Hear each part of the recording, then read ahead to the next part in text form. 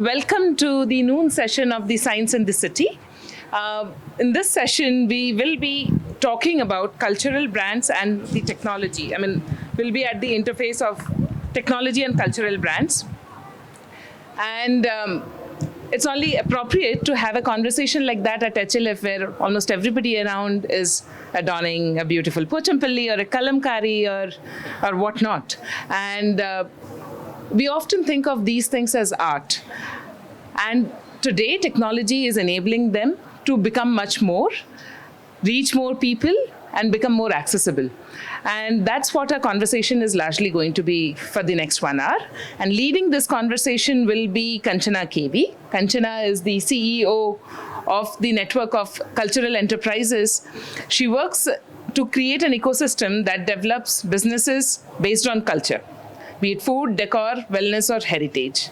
And we are able to put this session together thanks to the Telangana Innovation Cell as well. Kanchana, may I request you to take stage and... So good afternoon. My name is Kanchana and I represent an organization called the Network of Indian Cultural Enterprises, NICE.org in short. I think this is a very complex double whammy topic that has been given to us today. The biggest challenge we face in trying to grow our work is to teach people the marriage between culture and entrepreneurship. Okay, because people understand culture in isolation, people understand entrepreneurship in the context of technology. So 3 out of 4 times in a week, the questions I get are, do you teach yoga or classical music? Oh, maybe Carnatic. Or because I look like a North Indian, then they tell me Hindustani. So as difficult as it to convey cultural entrepreneurship, Somdata has been nice enough to also add a science angle to it. So I think the 3 of us here are going to do our best to do justice to the topic. To start off, one of the constructive feedbacks I got from my colleagues sitting here is topic mein masala nahi hai. So I'm going to put them on a spot and say, okay, if you want masala, then let's bring a little of the culture and science masala into it. Before we go deep dive, let me quickly introduce the speakers on this panel. We have Vijaya Krishnappa, who is the founder of Kosha.ai. So he's going to bring the strong tech angle. He's got no connection with arts, crafts, nothing, engineer by profession, and I'm sure he'll tell you more about it. And on the other end, you have Madhav, who is running a cultural brand right out of your own city called Indie Gharana. So welcome, Madhav and Vijaya, and thank you so much for being here. What I would like to start off is, considering we have solid 50 minutes, which is pretty nice and intense for a panel discussion.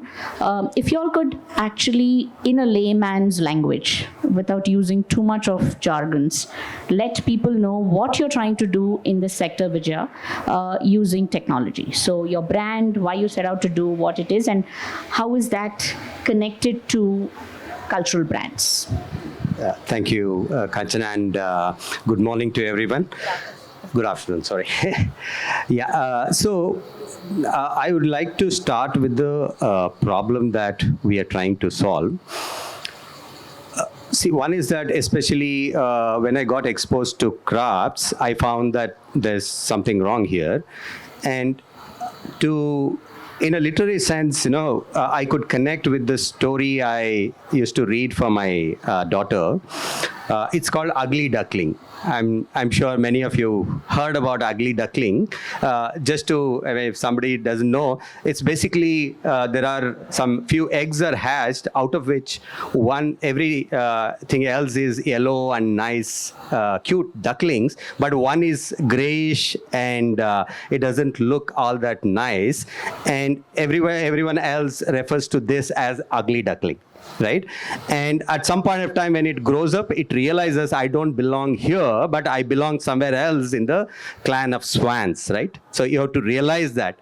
So I felt that it's the same sense when I see crafts in India, wherein you are trying to compare with saying that this quality doesn't look as clean as something else made in machines, and this design doesn't look that nice as what is made in machines. But in reality, this is not duckling, but this is swan we are looking at. But unfortunately today, they are competing in the same market where all these mass manufactured products are being sold. So I think I saw that unless there is a market which is created for these products which are much more elevated for the crafts, so this challenge will always be there, and everybody will be talking about poor weavers, poor quality. In fact, many people say that handloom doesn't have good quality. Now, what is the quality? Who defines what is the quality, right? So this is one. Now, if you see on the other side, everybody is interested to solve the problem. Everybody wants to improve the lives of weavers. Everyone is interested in protecting crafts. Everybody, government is interested, businesses are interested, CSR is interested, but somewhere it is not happening, right? So coming to the government, for example, they are interested, and today they are investing. I don't know. It is. Yeah. So government is investing hundreds of crores in the name of protecting crafts. They have handloom mark, they have GI, they have craft mark. Many of these initiatives are there, and they have a huge systems as well. But if you see, I would like to reference to this place very aptly called as Orwell Terrace, right? So if I have to refer to the policies, they are nothing but Orwellian policies today, wherein they are more of disrupting the market rather than supporting the market, because they don't have, their with intentions are very good, but they don't have proper systems to say something. Just to give an example, there's something called handloom mark, but there is no way to tell that a product is, look at the product and say this is handloom or not.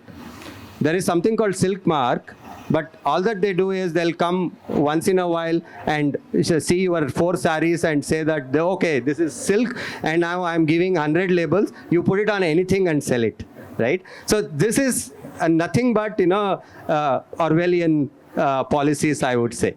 So it's basically a market failure situation, and that's what, as at Kosha, when we realized that market is failing, why? So that's where we thought that though I don't have a technology background, can we resolve using technology the market failure, which of course I can, what we do specifically is that we have a technology-based products, which are purely science-based product, which can authenticate product. There are 2 products, one is called Fiber Sense. So when you keep your fabrics on it, it can in 4 to 5 seconds, it can say, whether it is a cotton or silk, or how much, if it's a mixed, what is it, how much of mixture is there. Similarly, we have technology-based product to say a product is handmade or not. So these 2 are the products that we are trying to, we are making to address this market failure. So Vijaya, what exactly does this product do? So if I were to ask you, is it like a gadget that I carry around and I, look at a Pochampalli sari and I put it and I'm like, oh, it's authentic. So is it a chip? How does a common man actually figure, and how does this product fit into it?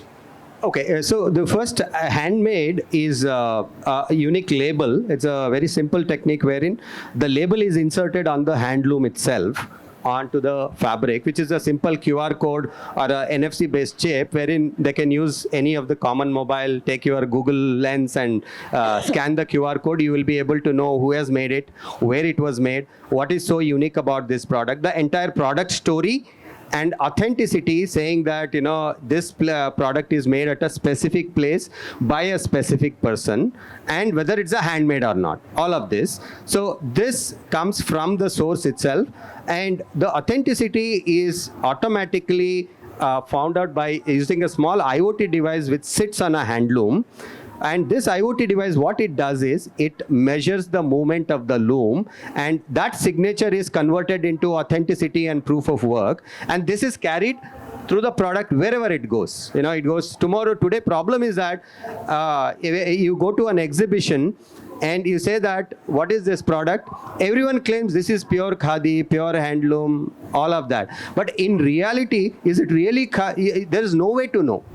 I think that's what we are trying to do. That's one thing. Another thing is FiberSense, which is a small portable device. It's like a 3x3 devices, which is more of a B2B, which we are now recently launched in the market. So there, how will it help is, we are trying to see to do the same thing what gold meter has done, carat meter has done. When you go to buy gold, right, in the olden days, you have to trust someone saying that, yahan pe, if you go there, you will get a pure gold. Now that has changed because there is a meter called carat meter wherein you go there and check your gold, right? Specifically, can we look at that for silk or wool, like pashmina and all of that? So wherein you have, every store should have this device, and you before buying, this tested and certified and say that. So there we are using purely science. Basically, we are using physics and chemistry where the light hits this fabric and it identifies the molecular fingerprint, because silk has protein, cotton has cellulose. So this we take that fingerprint and say that, so people cannot fool, not by, today by touch and feel, that age is gone. Even we do it, many of the branded labels, when we are checking, we see that many of the products are branded as, labeled as 100% silk tie, and it is 100% polyester tie.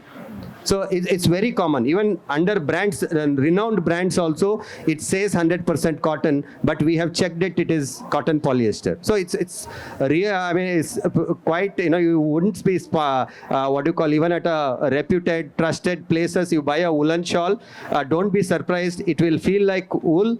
It will, probably it may not be warmer, but you still, it may be probably acrylic and nylon mix. So this is very common. So we are trying to create market for genuine products, so that the culture, that is where heritage lives. By pashmina, for example, the way it is handled. Can I take a minute? Please. So yeah. So for example, we work in Ladakh, where actually the pashmina is produced, and Ladakh has this value chain of making shawls and at homes, many of the homes, and then Srinagar has a pashmina value chain. They make finer, whereas Ladakh makes coarser. So pashmina is kind of, normal wool costs about 400 rupees, but pashmina costs 15 to 20,000 rupees per kg. So it is several times more. Now, the way Ladakh is handled wool is very different. You go to some of these homes where they are making some woolen caps or woolen weaving, they treat as if it is some other product. They don't have a special way to look at it, right? You will see that there is a bunch of wool or a spool of wool lying everywhere at home. Okay? But in Kashmir, they handle it like gold, very differently. So in fact, one French buyer was saying, in Kashmir, that, literally you guys are sitting on a mine of gold. Okay, but you are not even realizing that it is mine of gold. Today, so much of demand is there for pashmina globally. But at the same time, he says, I work in Srinagar. I've been working for 8 years in Srinagar. Even today, I get nervous when someone asks me, is it pure pashmina or not? So we don't have systems to say that, whether something is genuine. And unless that happens, you cannot protect any of the crafts. So, and that's why, if you see even luxury brands like Louis Vuitton, they spend every year $1 billion to protect their brand. They have 80 to 100 in-house lawyers fighting counterfeits. So they have world-class systems to fight counterfeits. So as soon as there is a premium, there is naturally arbitrage, and everybody wants to get in and put their own product, which is not real, genuine product. So that's something that we realized and say that, hey, we have to somehow bell this cat of authenticity. It's not easy because most of the market is already a kind of compromised. And the moment we go to somebody, retailer, and say that, hey, we want to put this technology. So one investor was there, so who also had business interest. He was so candid in saying, bhai, you are, hamare pair pe hum kyun kuladi mare? Why should I invest in your business? Because we are surviving out of this counterfeits. Now, you're asking me to put genuine. So this is something that we are addressing. Vijaya, thanks. And thanks. I think that's provided a good context on what you're trying to do, embedding technology in a sector which is fairly known to be tech agnostic. Okay, this sector of handloom, handicraft that you spoke about has always been viewed as something very soft. Okay, the poor artisan, the poor weaver, what you need is philanthropic capital. What you need is grants. You need CSR monies. You upskill, you train, and then what? Okay, and then what we face today in today's generation is the second and third generation of the same family no longer wants to pursue that art or the craft for obvious reasons, right? All of us want to be a generation that does better than the previous generation. You want to be better than your parents. They were better off than their grandparents, right?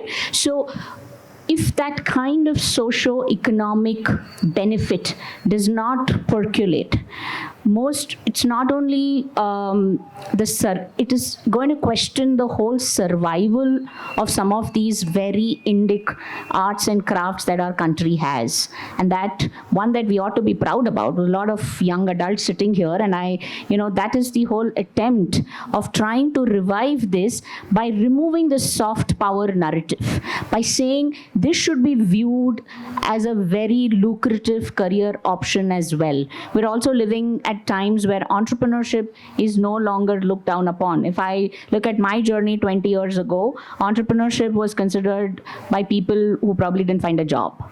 Okay, unless you belong to a business family, acha, business kar rahe ho, beta naukri nahi mili, that was the question, right? And with zero support. Now you have incubators literally in every street in big cities. This incubator, that incubator, this mentor. You go on LinkedIn and there are 100 people willing to mentor you. Okay, so we are living in times where information technology and access to a lot of these market support is freely available, which brings on an added responsibility on us to preserve most of our indigenous commodities. With that, Madhav, I want to come to you to say, you started a brand in this space, a fairly young entrepreneur, and also focused on men. Whereas, most of this handloom, handicraft is heavily targeted towards women. Sure, because of the sheer variety that's available in terms of various garments, etc. But for a man, it's considered shirt, pant, what's the big deal? It's the same color. If you wear the same blue shirt every day, I don't know how many of us would even notice, right? So what actually prompted you to get into it? That's question number one. And I'm just going to add on because Vijaya has already laid the context. The other perception that tech has no role, science and technology has no role to play in such businesses. How do you view it from the lens of a practitioner? Firstly, thanks so much for making me a part of this conversation. I started Indie Gharana. Can you hear me? Yes. Okay. With a vision to work with Indian handicrafts and handlooms, focused on menswear, because I constantly felt that for men, handlooms and handicrafts are reserved to be worn on weddings and festivals, and there's no representation of Indianness in everyday life. And of course, I was influenced by the kind of environment I was in. I come from a lineage of artists. My parents are artists. My grandfather was in a stream of performing arts, and so was my great-grandfather. So for me, Indianness was embedded at home, and I constantly felt that it's not present in everyone else's life. So for me, clothing and apparel, something that is a part of our everyday life, had an instant connection with making handloom a part of it. So that, I think, forms one of the biggest reasons why I focus on menswear, because I constantly feel that there is a possibility over there. And handlooms and handicrafts, of course, a personal bias towards this space owing to my families, but beyond this, in today's context, in the aspirational mindset of Indians, where we are trying to carve out our own new identity, Indianness has to mean something original. And I feel more and more we kind of lose those roots as we try to the West in different ways. And it need not be too ethnic, it need not be too traditional, but it can be a whole new aesthetic that integrates the past, is rooted in the present, and is looking into the future. So that's predominantly why I started Indie Gharana. The second one was more of technology. The one coming on and on. I'll just switch the mic. The second question was the perception that technology, ergo the broad concept of science, does not apply to brands or businesses in this sector. What do you have to say about it from the lens of a practitioner? So I think with technology being a part of crafts, it's for us as an enterprise an enabler. It's not something that is the core of the product, because I think it's given us an opportunity to take the product forward across different categories, across different markets. Otherwise, imagining our products, growing up, we would find handlooms and handicraft only in exhibitions and certain expos. But today, obviously, with the kind of development that has happened, you see that the market is more open to these changes, and logistically as well, it's much more easier for us to deliver these products across different geographies. So, of course, tech is an enabler for us in that sense. And the bottom line in our products has always been something that Vijaya and Kanchana also touched upon, is authenticity. How do we communicate to our consumers? So I'm going to shed light on more of what consumers can benefit out of all the technologies that are present today. And of course, e-commerce is one, but we were just talking before this, and we realized that we are so inundated today by e-commerce, but we don't realize how much this has done for the handloom and handicraft industry or cottage industry. It's even the word cottage industry doesn't feature in conversations anymore. So for us, authenticity, the story of the product, the origin, the traceability factor, these are the characteristic values that technology is able to bring in.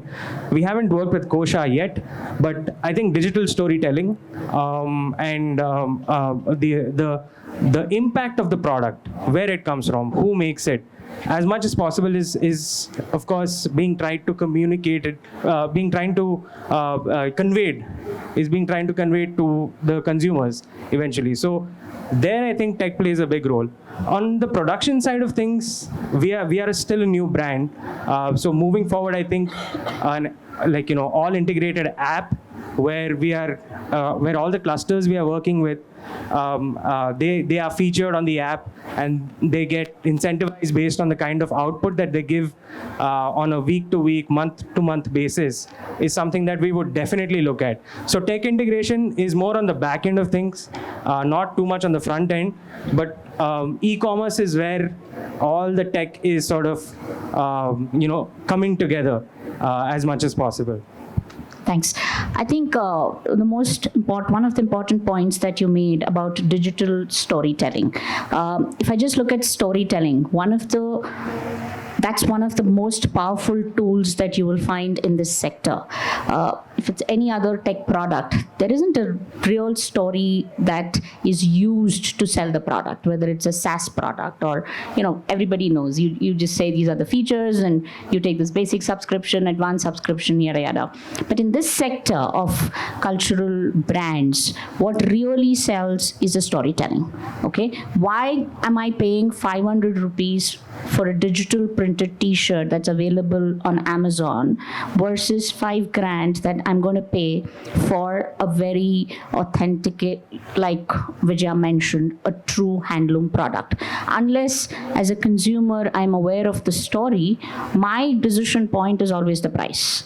I will go and pick the $500 t-shirt, right? I could buy, 10 of it.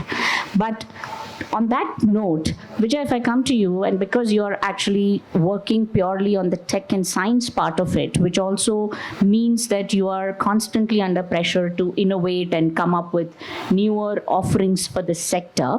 And I'm going to use an example of a very famous artist from this part of the country, Sri C.V. Raju, is a national award winner. I'm sure all of you here know. And he's worked exclusively on Eticopa toys, right? And was recently also referred in the PM's last Man Ki Baat edition.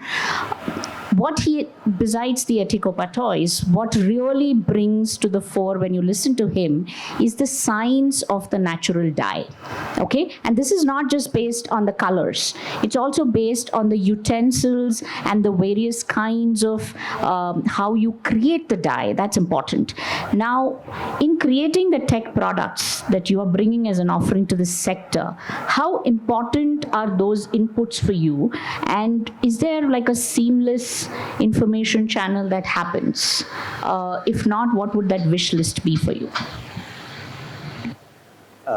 Yeah, before I answer this question, now we have this notion that there is crafts, which is kind of, not much of technology is being there, whereas there is a tech is separate. So, right? So, but I think if you look at history, the tech sector has learned a lot more from the crafts rather than today. Crafts needed tech more than that. I'll give you a simple example. The whole computer industry kind of survived and thrived on technology which was invented by crafts. So this is called jacquard, and many of you must have heard jacquard saris, right? So this jacquard is nothing but a small punched card which has holes, and it's kind of saves certain information saying that what should be the design, the flower has to come or a diamond has to come. This jacquard punch, the cards decide, right? So this is the same technology which is being used for the entire last century by computer. I mean, even till 1980s, most of the companies, IBMs and all, they used to have tons of these cards, punch cards, which are used to store the information. So they have this warehouses full of cards to store the information. So, and where did they get the inspiration from? The jacquard, which was invented for producing textiles, which is today the part of culture. So, the crafts have always been innovative. So where it has lost innovation is in terms of, somewhere you say that, there is a small kind of thin line between modernizing and protecting heritage, just to give that, like many people, for example, in Bangalore, there are so many startups working on producing natural dyes in the lab using microbes, okay? So it can be cheaper, and it can be controlled. So you might have, today there are so many challenges around natural dyes, especially related to color fastness and all of that. So maybe can we use science to address that, and that can be inculcated in crafts? Why not? Okay, so it is somewhere that brilliant minds who were in crafts earlier have moved to greener pastures, and you ended up having very few people, mostly rural area. I mean, the urban, if you see, don't see much of crafts. So it is somewhere that gap happened. That's where they lost that adoption of technology kind of stopped. Okay, that's one. For the question that you asked now, so these are the challenges. For example, these toys might be using natural dyes, but question is that natural dyes today are far more expensive than synthetic dyes. So it becomes more important to say that, hey, these are safer. But the problem is that there is always an arbitrage. If my natural dyed toy costs $1,000, I can make a 250 rupees using synthetic dyes. So naturally, the guy would make, somebody sitting there, he sees it arbitrage opportunity, and he will match that colors. It's not just this, but I'll give you another example. There is something called silks, right? Out of silks, there are many types of silks. One of the silks is called Muga silk, which is in Northeast India, and it is called king of silks.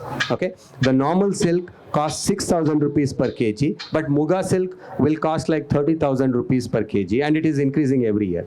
Why? Because there is supply is short. It is very sensitive. The worms are very sensitive to climate change. So 1 or 2 degrees here and there, the productivity of Muga silk drops. So the supply is never consistent so far, and every year market price changes, and it is increasing crazily. Now, somebody sitting in Bhagalpur has found out a technique to dye Tussar silk, which is 5,000 rupees per kg, and which looks like Muga silk. And what he does, either he blends with that and sells it. So as a consumer, when I see the color and texture, yeah, it looks different, it must be Muga silk, right? So whereas I am making a product which might be 2,000 or 3,000 rupees, but actual Muga silk would be 15,000 rupees, I'll sell at 4,000 rupees, still make money. So these are the challenges which are there for natural dyes, be it natural dyes, be it natural fibers. You have tremendous challenge in identification. But as of now, what you said, this seamless flow of information is the biggest barrier in communicating.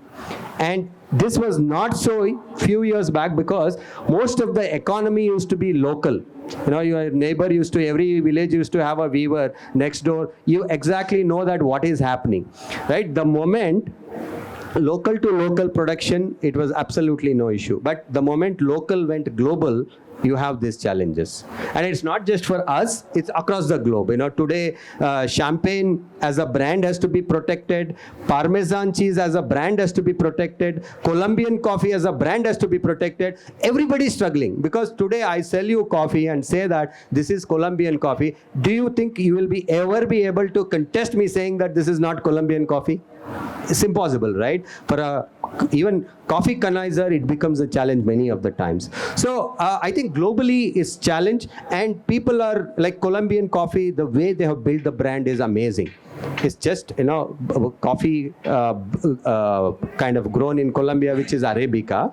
So, but I think that I see as an opportunity for India, because India can build thousands of brands around everything. You say turmeric, there is called Lakdang turmeric, I don't know if you know, is the curcumin content is far higher than a regular turmeric. So, but that brand, many people don't know it. And even people who know, they cannot say that what I'm buying is actually that or not. So it becomes important to put more and more systems, and it'll always be a changing landscape, wherein the moment you put one system, people will find out to kind of bypass that, right? So it is a kind of it is evolving. The systems also has to evolve. The counterfeits keep evolving. So I feel that is and I completely agree with more information, with more advancement in technology, are also opening the doors to a lot of other challenges that some are, some you perceive, and some just comes and hits you in the blind spot, right? So on that, and I just realized, wow, it's been 40 minutes, and before we open it to the audience, just because both of you alluded to it. Now, what are those guardrails? Because it's great when you talk about inculcating or bringing this amazing amalgamation of science and technology in conducting modern businesses. And Madhav, you referred to saying, I'm going to come up with an app, that would make it very seamless. So there's, again, a tech angle that comes there. But one of the bigger challenges that we've seen in this sector is your supply chain at the fag end, right? Where you don't know where these clusters are. Who are these people who are actually working with you? Because most of this is very transitionary. And our country is very diverse. We have very complicated cultural traditions in various different villages of our country, right? So when you are working with specific clusters, if, say, as a consumer, they want to know where are you working in, right? Whether it's in Odisha, whether it's in Telangana, whether it's in Kashmir, I don't know. Do you think this app, or however you're thinking of it, is also going to give the consumer a bird's eye view of the kind of communities that are involved in working with this brand? And Vijaya, then in that case, the current technology that Kosha has, is there a way that one can actually just use basic GPS to figure out where these people are? So I want to go see who they are. Is it possible using that technology? Madhav, you want to go first? Yeah, I think it's important to look beyond just me as an entrepreneur and me as, us as a brand. There's a larger context which I want to just quickly shed light on what tech can do to not just crafts, which are tangible, aspects of our culture, but there are also some intangible parts of our culture, such as dance, theater, music, which have an origin, which have a specific reason to exist in certain geographies, a certain story. So the role tech can play in that is a simple concept called culture mapping that can be done, an open source library, archival work, documentation. I think for art and culture, the important agenda should right now be digitization of at a very fundamental level, because I think we are still, as an industry or as a category or as a segment, we are still early adapters in tech. There's a lot that is happening which we sort of don't interface with as an industry at large, but at least basic things such as documentation, like I said, archival work needs to be done in this space. And also a small concept such as, I'd like to just speak about GI tagging and what that has done for us as a country. I think in my individual or personal opinion, I feel like GI tagging needs to now progress to the next stage. There is enough work that is being done where GI tags are being sort of sought and then filed as well. But what beyond that? Where are these products going for whatever authentic products already exist? Now, of course, Vijaya is talking about the contamination of the market with products which are not authentic. But let's agree that there are enough and more authentic products. And my work deals more with where is the market access to these products? How are they, reaching the end consumer? And the more that they reach these end consumers, the more that they know the origin of these products, right? So, and of course, consumer is king. Once the consumer knows the kind of story, the kind of background, the kind of effort all these products have, then there's no better word of mouth than that. Yeah, I mean, the bottom line being, what is art and culture doing in a very heavily tech, tech environment, in a heavy tech environment, in an environment such as this? Where does art and culture feature in our lives? And what form can it take? So that, I think, is an important aspect to look beyond just entrepreneurs, but the entire ecosystem. Thanks. I think that gave me a bright idea for a project for some of the young adults sitting here. Maybe that would be the concluding remark. Vijaya, quickly, a couple of minutes if you want to. See, one is that it's quite possible in today's scenario, and the way it also has to be that, it's not that tech and crafts or tech and culture. Tech is integrated into the culture. Culture is always at the forefront, but tech is just enabler. So I don't think there is a really division that we should see. It's like a company, right? Company, though accounting is done, HR is done, ultimately there's a company. So all of these play a role, like tech also plays an important role. And next part is that today we are in this, whatever we are attempting to protect and grow culture, one is that it has to be a kind of cross-functional role. Today what is happening is government, somebody sits in Delhi and say that, hey, this is what we are going to do about it. And there's a huge disconnect what is happening on the ground versus what is being made the policy there.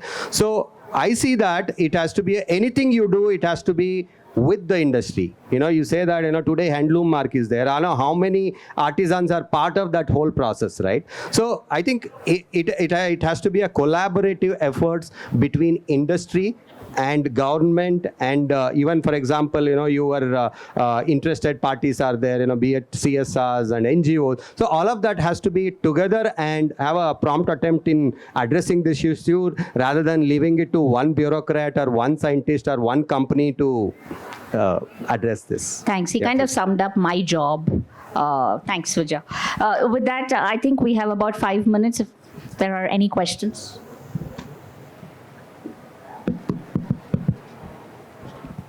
Hi. Fantastic. Just hearing you both talk and you conducting this, super passionate. So that's my comment. Done. Question. So as I was listening to this conversation, one of the things that was going on through my mind was, as a consumer, like, how interested am I to really go after the authenticity of the product I'm buying and be ready to pay the premium for it? And the analogy was, organic. Organic khaoge to, you'll stay healthy, etc. So there is and then the other thing that came to my mind was, if you think about species are disappearing. So culture is disappearing.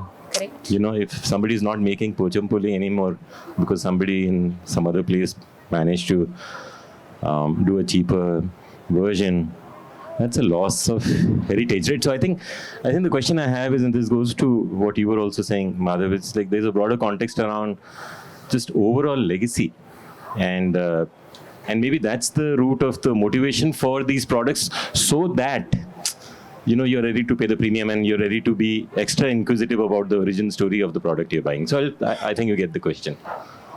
Anyone? Yeah. So you mean to say, like, what's the motivation for a consumer to even try to buy handloom or handicraft products? Yeah. That's an existential question in a way. For that, I often think myself, what is culture? Is what am I trying to protect as an entrepreneur? What am I trying to bring to people through our products and design? So ultimately, for me, it is a story of making, of design and quality, and all of this ties into my larger, I'm of course answering from my point of view, larger aspect of what is Indianness. Indianness as a concept is also evolving. What we thought 25 years ago, 30 years ago, as the idea of India is changing. Today, we are trying to forge our own new identity in a global context. So we are also trying to find our own version of ourselves. I think that's like an endless discovery. And going into the future, I think, very technically speaking, materials will change. In fact, just before getting on, we were talking about how we are also starting to explore excess stock or surplus stock from different factories to integrate into our products. Ultimately, what is handloom? What is handicraft? It is livelihood. It is human effort. It is creative thinking. Right? So these are values that it integrates into its making. Now, whatever the term you use, if these qualities are there, I think you can call anything handloom or handicraft for that matter. Right? It doesn't, if you just look at it from a meaning standpoint.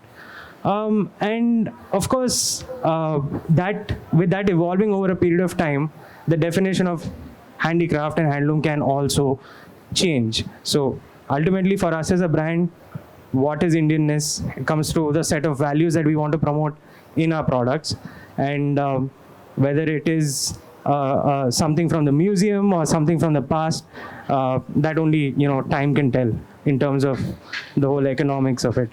But yeah, that's my take on it. Can I just bring a different angle to this, especially because you brought the point from the lens of a consumer, right? I can't remember which of the big fours, but there was a consulting report that came a couple of years ago, just kind of talking to this current generation. So I'm talking of the millennials and the Gen Zs, and it was a very generic study that they did on how this current generation thinks, okay? Just about the circumstances they live in and in the global context. And one of the biggest findings that came, which led us to launch our organization, was that 90% of this generation likes to quote them the go desi angle. Okay, so we are living in times where people are acutely aware of what our country has to offer, the things that we are very proud of, our culture, our heritage, and that automatically, in some sense, translates into understanding the commodities, the services, and all that this country has to offer. And if I'm so proud as an Indian citizen of what I have in my country, I will go that extra mile to understand more about the commodities that it has to offer, whatever learnings, amazing architecture, and all other things that we have here. And if that requires me to pay a certain amount of premium, I'm very confident that this generation is not going to bat an eyelid. Okay, and we already see that, and there's also enough access to information, so it's also not one of those things where I don't know what are those artifacts. If I enter a city, I don't know what is there, I have to talk to locals, I have to go figure out. I don't even have to do that. I get everything by just having a basic smartphone. Considering that I have access to all these things, I don't see that as a big barrier to consumption. But what the onus lies on producers and folks working with these brands to bring that story and educate the audience. For example, as I started this conversation and I said this was a double whammy, and I never expected to have this conversation at a literature festival, point number one. And second, science vertical. So when Somdata called me, and I was thinking, oh my God, my first thought was, did somebody call her and tell her, can you integrate this? Like, you don't have a choice. So I told her, this seems like a force fit. Why are you bringing this into science? But the more we spoke about it, we realized there was a lot of alignment, and this has to be spoken. So I think we need more of such avenues, maybe out of the box avenues, like a lit fest. Maybe next time I want to go to a comic show. Maybe invite us to a stand-up comedy show and we'll come talk about this. Because I think that awareness and targeting the right kind of audience is very critical. If that happens, I don't see anybody thinking twice about spending 4 grand or 10 grand for a very authentic product that this country produces and is on the verge of extinction. That's my personal thought on this. Yeah, I mean, just to add on that point, so I would like to see this in a framework. Samaj, Sarkar, and Bazaar. These three are the elements, right? So if you look at craft, it's primarily Samaj's issue, but failure of both Bazaar and Sarkar, right? So I think on the market side, there is demand. Means people are willing to pay today. I mean, if you say Muga silk, this is a foremost. I mean, if people can buy Louis Vuitton, why not a Muga silk saree, right? I'm sure. So, however, issue is that a product market fit. I take this just to bridge this gap between consumers and production. Is that, where I think it just not just in craft, but in India generally, we are bad at building brands. There are potential to bring, we are hard workers, brainy people, we do everything. Ultimately, you will work under someone else sitting in US as a CEO or COO rather than, you being the founder. Oh, you couple more questions? Okay. Anybody? One more question? Okay. Yeah, sorry for that, but I have a question for you, Vijay, very quick one. I love that idea of, having the tags, and I think it gives me a very experiential shopping of knowing the product and finding that personal connection with the artisans. But I have this question again to you. How at Kosha, you're not making sure that your tags are not tagged for arbitrary products, like someone can take it and start doing that? Yeah, so good name? I'm Pratyusha. Pratyusha, okay. Yeah. So Pratyusha, this is the problem from the day one we tried to solve. So most of our work has been with the artisans, because many of the things that I cannot sit and invent in a lab, what we did is we spent several months with the weavers, and ideas came from weavers himself. So what we have done is a small technique wherein the label is not stuck. Typically what happens is label is stitched, or it's heat sealed or something like that. What we did is we put some threads on the label. The threads has to be woven into the fabric itself. So what happens, you cannot insert that label once the product fabric is produced. So some of these techniques, on the loom identification, some technology we put in error proofing techniques so that it cannot be misused. But yeah, I mean, we put in our best efforts to ensure that, it doesn't happen without proof of work. And label has to be tamper proof. It's called Weave Protect. It's something, that we have kind of co-invented with a weaver. So we use some technologies around it. That's very tough. Thank you. Thank you. I think we have time for one more question, if anybody else. Yeah. I just wanted to ask about, you can GI the material, but there is also a lot of craft appropriation in terms of patterns, right? Like you digital print an ikat, or you digital print a kalamkari. How do you patent a pattern, an aesthetic, which is intangible but full of history and story?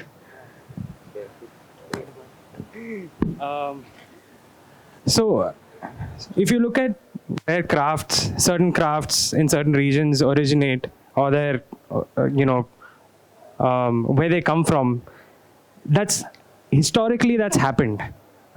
You see traces of Persia or reflection of Central Asia in some parts of northwest India. I mean, that in a newer modern context is what is happening with digital prints.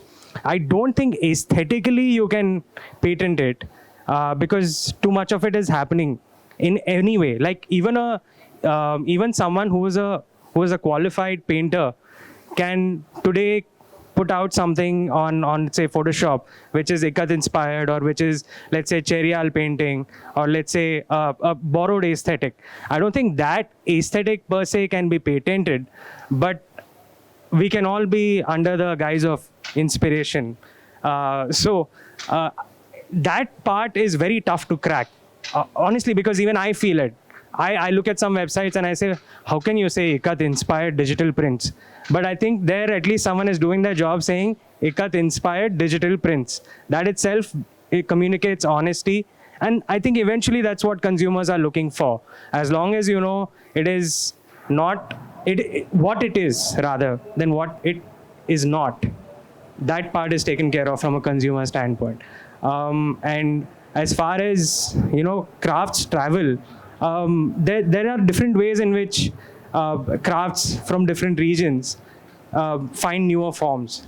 And carpet making is one of the biggest examples I can give you that has traveled different geographies and has found a new home in India. So moving forward, I don't know what craft can be born where, but that's where I think GI tagging also comes in. This is a much larger conversation though. So, I mean, I would like to add a legal angle to what he said. So, see, legally it's possible to patent your designs, okay? But it's always easier to break it also. In India, enforcing is also another challenge. However, I think as a direction, it's about, say, for example, ikat Pochampalli, let's say. Pochampalli makes certain designs, and tomorrow it can become Pochampalli, I mean, the ikat carpets or ikat mugs, anything can come.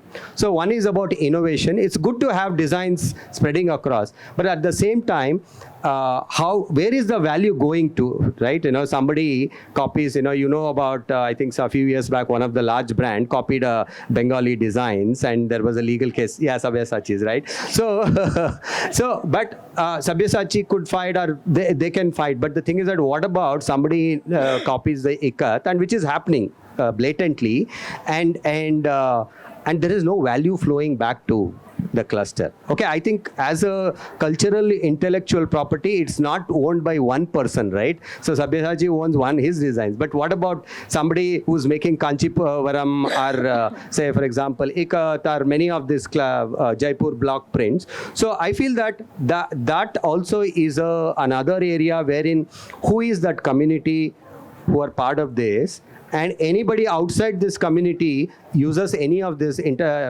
cultural intellectual property, and there has to be a certain value should flow back into the community so that the innovation stays. In fact, that is another reason why innovation is stopped today. If you go to any of these handloom clusters, they won't show you designs unless they are sure that they don't have any conflict. They will hide entire things in this one. So you say that show me your best sarees, they will not show you unless they trust you completely.